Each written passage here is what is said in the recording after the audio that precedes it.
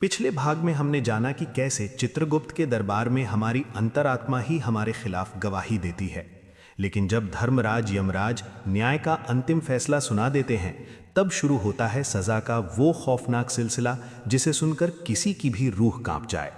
क्या आप जानते हैं कि गरुड़ पुराण के अनुसार यमलोक में 28 मुख्य नरक हैं और हर छोटे बड़े पाप के लिए एक अलग और निश्चित दंड तय है। आज हम उन्हीं अंधेरे गलियारों की यात्रा करेंगे जहां पापियों को उनके कर्मों का फल भुगतना पड़ता है। चलिए जानते हैं यमलोक के उन भयानक नरकों का गहरा रहस्य।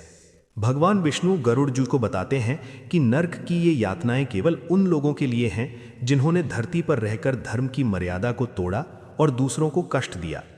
पहला है तामिस्र नरक। जो लोग धोखे से दूसरों की संपत्ति या धन हड़पते हैं, उन्हें इस घोर अंधेरे नरक में डाल दिया जाता है।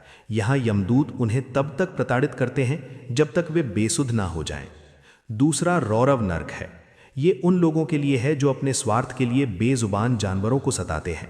यहाँ रूरू नाम के खूंखार जीव उन पापियों को वैसे ही नोचते हैं जैसे उन्होंने निर्दोषों को कष्ट दिया था। तीसरा है कुंभीपाक नरक। जो लोग अपने स्वाद के लिए निरीह पशुओं की हत्या करते हैं, उन्हें उबलते हुए पेल के विशाल कड़ाहों में डाल दिया जाता है। यहाँ की चीखें पत्थर का दिल भी पिघला सकती हैं।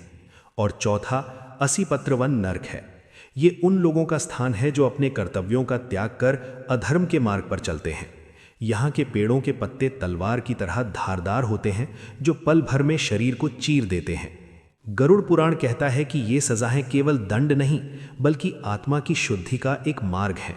यमराज का न्याय पूरी तरह निष्पक्ष है। अक्सर लोग पूछते हैं कि क्या इन दुखों से बचने का कोई रास्ता है। भगवान विष्णु कहते हैं, सत्य, दान और जीव मात्र पर दया ही वो कवच है जो आपको इन भयानक नरकों से बचा सकता है। जीवन रहते किया गया सुधार ही मृत्यु के बाद के सफर को सुखद बनाता है। दोस्तों, यमलोक की ये गाथा हमें डराती जरूर है, लेकिन ये हमें सही रास्ते पर चलने की प्रेरणा भी देती है।